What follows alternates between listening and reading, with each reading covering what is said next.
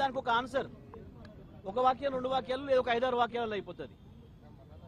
కానీ question hour పేరు చెప్పి ముఖ్యమంత్రి తన చెత్తనంతా వాగి మూసి కంపెనంతా తీసుకొచ్చి తన నోటి ద్వారా ఇవాళ అసెంబ్లీలో వదిలి మా సీనియర్ లీడర్లు ఇవాళ మా ఉపనాయకులు శాసనసభలో హరీష్ రావు గారు కూడా ఆ చర్చలో ఇన్వాల్వ్ అయ్యి వారు కూడా ఒక 3 ప్రశ్నలు వేసింది. చాలా పద్ధతిగా మొత్తం కూడా చూసింది, దేశమంతా కూడా చూసింది, ప్రజలందరూ కూడా చూసింది. ఒక ప్రధానమైన ప్రతిపక్షంగా ఇంత బాధ్యతాయుతంగా మేము ప్రశ్నలు అడిగినాము ప్రజల తరఫున. మేము ప్రజల తరఫున ఉంటాం, మేము మిగతా కార్యక్రమాలు మీరు చేసుకోండి, కానీ పేద ప్రజల ఇండ్లు కూలగొడితే మాత్రం మేము వాళ్ళ వెంట ఉంటామని చెప్పి చాలా స్పష్టంగా చెప్పారు. మా పాలసీ.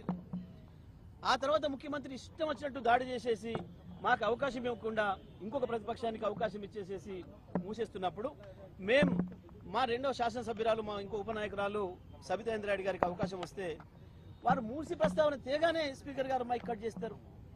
సునీతా లక్ష్మారెడ్డి గారికి అవకాశం ఇచ్చి వారు మాట మొదలు పెట్టే ముందే మళ్ళీ కట్ చేసిండ్రు.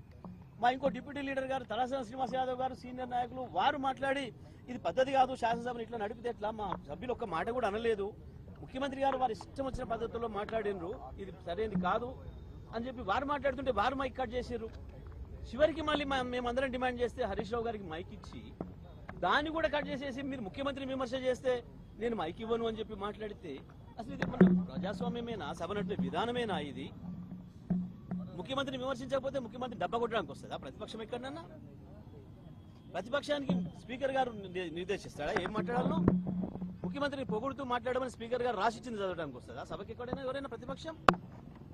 కనీస విలువలు లేకుండా, కనీస సాంప్రదాయాలు లేకుండా, సభను నడిపే విధానమే లేకుండా, ఇవాళ ఒక నిబంధనలు అనేవి లేకుండా ఇష్టరాజ్యంగా స్పీకర్ గారు సభను ఏదైతే నడుపుతున్నారో మేము ఆ స్పీకర్ గారి వైఖరికి నిరసనగా ఇవాళ ముఖ్యమంత్రి మాట్లాడిన ఆ ఘోరమైన భాషకు నిరసనగా, ఆయన కంపు భాషకు నిరసనగా మేము ఈరోజు సభను బైకాట్ చేసి రావడం జరిగింది. తప్పకుండా ఈ పద్ధతి ఇలాగే కొనసాగితే సభను ముఖ్యమంత్రి స్పీకర్ గారు ఒకరే నడుపుకోవాల్సి వస్తుంది తప్ప మిగతా వాళ్ళు రారు. ఇది ప్రజాస్వామ్యంలో జరగాల్సిన విధానం కాదు. ఇప్పటివరకు భారతదేశంలో ఏ సభ చరిత్రలో కూడా ఈ రకంగా ఒక స్పీకర్ రూలింగ్ ఇచ్చే పద్ధతి ఉండదు. ముఖ్యమంత్రి గారిని పొగడండి, మీరు ముఖ్యమంత్రి విమర్శిస్తే నేను అవకాశం ఇవ్వమని చెప్పడానికి స్పీకర్ గారికి అటువంటి అవకాశమే లేదు, ఏ నిబంధనలలో కూడా లేదు. కానీ నిబంధనలు ఏమీ లేవు, మా ఇష్టం వచ్చిన నడుపుతాం, మేము ఏం చెప్తే కదా ఇక్కడ అనుకుంటే మాత్రం కరెక్ట్ కాదు.